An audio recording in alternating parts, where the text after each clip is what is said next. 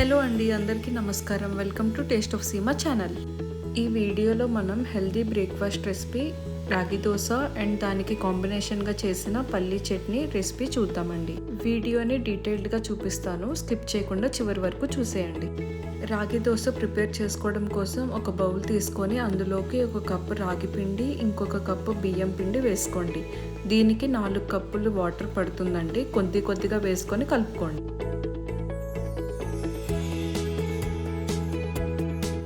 దీనిని ఉండలు లేకుండా బాగా కలుపుకోవాలండి. ఈ కన్సిస్టెన్సీలో కలుపుకుంటే సరిపోతుందండి.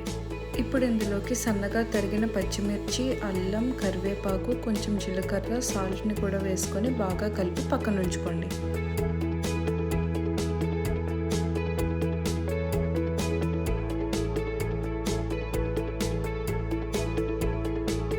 ఇప్పుడు చట్నీ ప్రిపేర్ చేసుకోవడం కోసం ఒక ప్యాన్ తీసుకొని అందులోకి పల్లీలు వేసుకొని మాడిపోకుండా కలుపుకుంటూ వేయించుకోండి. వేయించిన పల్లీలను ఒక బౌల్లోకి తీసుకొని చల్లారపెట్టుకోండి. ఇప్పుడు అదే ప్యాన్లో కొంచెం ఆయిల్ వేసుకొని ఒక ఉల్లిపాయ తరుగును వేసుకోండి. అలానే 4 ఎండుమిరపకాయలు, చిన్న చింతపండును కూడా వేసుకొని ఉల్లిపాయలు రంగు మారే వరకు వేయించుకోండి. ఉల్లిపాయలు ఈ కలర్ వస్తే సరిపోతుందండి.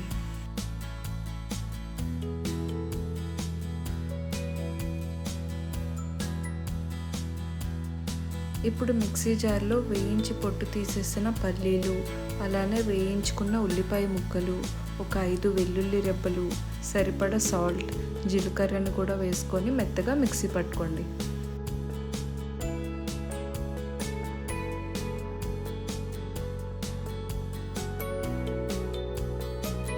చట్నీ తాలింపు కోసం ఒక ప్యాన్లో ఆయిల్ వేసుకొని పోపులు, ఎండుమిరపకాయలు, కరివేపాకును వేసి వేపుకోండి.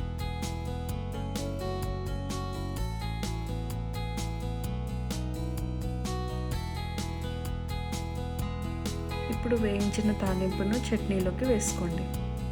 పల్లీ చట్నీ ఒక్కసారి ఇలా ట్రై చేయండి. ఇడ్లీలోకి, దోశల్లోకి చాలా బాగుంటుందండి. ఇప్పుడు రాగి దోశ కోసం ప్యాన్ని బాగా హీట్ చేసుకొని మీకు ఇష్టం ఉంటే ఉల్లిపాయ తరుగును కూడా ప్యాన్ మీద స్ప్రెడ్ చేసుకొని దోశ బ్యాటర్ని పల్చగా ప్యాన్ అంతా ఇలా వేసుకోవాలండి. మీడియం హీట్లో కనీసం ఒక 10 నిమిషాలైనా కాల్చుకుంటే సరిపోతుందండి.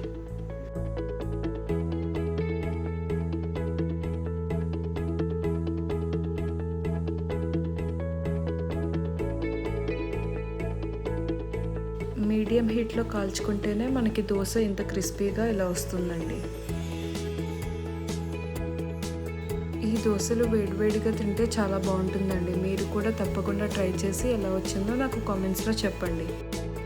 అలానే ఇలాంటి రెసిపీస్ కోసం మా ఛానల్ని సబ్స్క్రైబ్ చేసి మాకు సపోర్ట్ చేయండి.